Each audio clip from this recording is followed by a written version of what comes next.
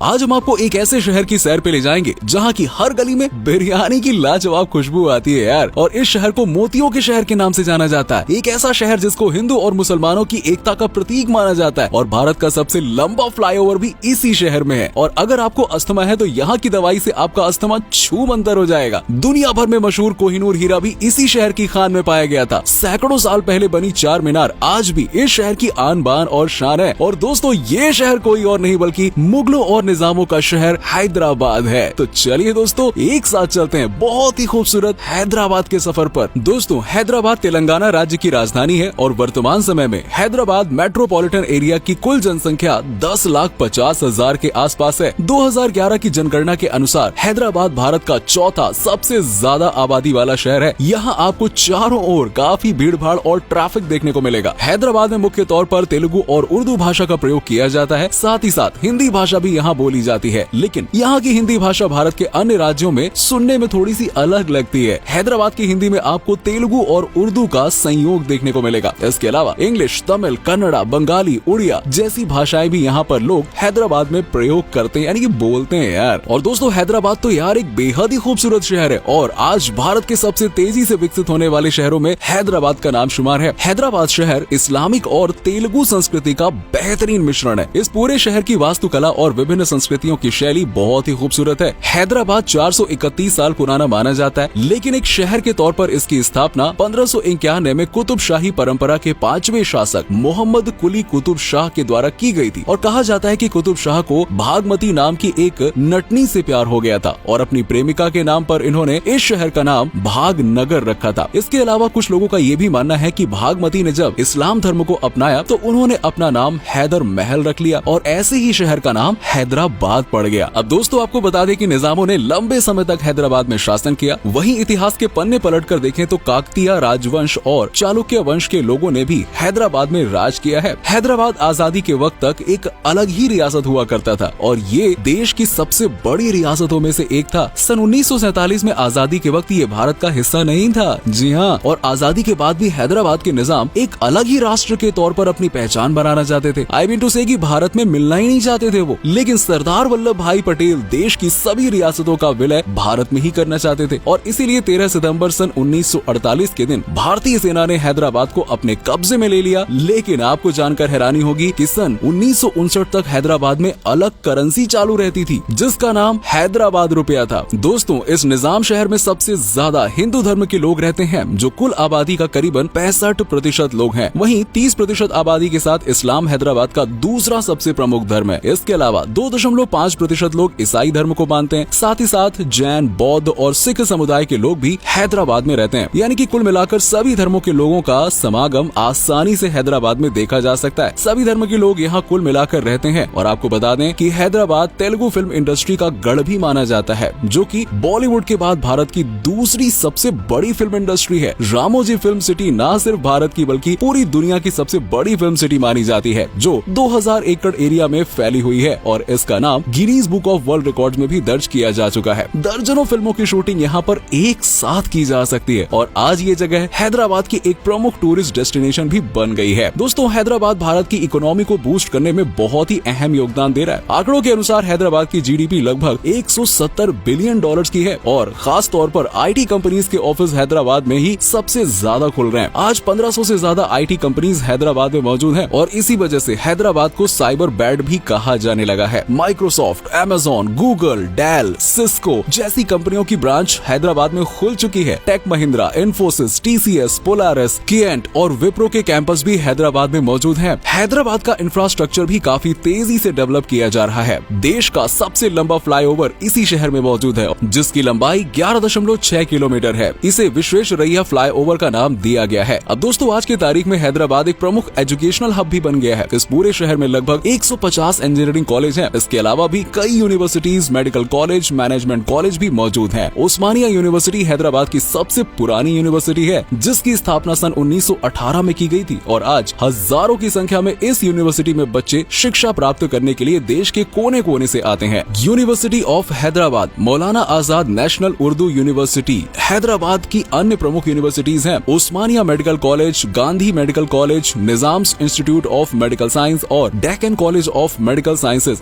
शहर के प्रमुख मेडिकल कॉलेज हैं। तो वहीं International Institute of Information Technology BITS Hyderabad, Gandhi Institute of Technology and Management जैसे कई बड़े इंजीनियरिंग कॉलेज हैदराबाद में मौजूद हैं। अब दोस्तों पढ़ाई लिखाई में ही नहीं, हैदराबाद शहर के लोग ना खेल कूद के मामले में भी काफी आगे हैं। भारतीय महिला क्रिकेट टीम की पूर्व कप्तान रही मिताली राज हैदराबाद की रहने वाली हैं। सिर्फ मिताली ही नहीं, बैडमिंटन प्लेयर साइना नेहवाल और टेनिस प्लेयर सानिया मिर्जा का भी हैदराबाद से ही ताल्लुक है। और इंडियन प्रीमियर लीग में हैदराबाद की अपनी एक अलग क्रिकेट टीम भी है और इस टीम का नाम सनराइजर्स हैदराबाद है। और दोस्तों हैदराबाद में आज भी कई पारंपरिक तरीकों और दवाइयों से बीमारियों का उपचार किया जाता है। इस शहर को आयुर्वेद का गढ़ कहा जाए तो गलत नहीं होगा। यहाँ पर अस्थमा के इलाज के दौरान एक जिंदा मछली लोगों को खिलाई जाती है और सिर्फ एक खुराक से ही पुराने से पुराना अस्थमा जड़ से खत्म हो जाता है। हजारों लोग हर साल सिर्फ ये दवाई खाने के लिए हैदराबाद में आते हैं। और दोस्तों आपको बता दें कि इस शहर को कोहिनूर का असली घर माना जाता है। दुनिया का सबसे कीमती हीरा कोहिनूर हैदराबाद के गोलकुंडा में पाया गया था। इतना ही नहीं, हैदराबाद को मोतियों के शहर के रूप में भी जाना जाता है। हैदराबाद शहर मोती और हीरे दोनों के प्रमुख उत्पादकों में से एक है। यहाँ चंदनपेट नाम का एक गांव है। यहाँ के लगभग हर लोग मोतियों की ड्रिलिंग और निर्माण के काम में जुड़े हुए हैं। और आपको बता दें कि हैदराबाद शहर अपनी कला और संस्कृति के लिए भी प्रमुख है। कथक के डेक्कनी स्टाइल का ओरिजिन हैदराबाद में ही हुआ था और इसके अलावा ओडिसी, कुचिपुड़ी और भरतनाट्यम जैसी शास्त्रीय नृत्य भी यहाँ पर देखने को मिलते हैं। हैदराबाद की पेंटिंग्स भी कमाल की हैं। निजामों की बनाई पेंटिंग्स आज भी यहाँ पर कई लोगों के घरों में और म्यूजियम्स में मौजूद हैं। दोस्तों हैदराबाद में आए दिन त्योहारों का जश्न देखने को मिलता है। हर साल यहाँ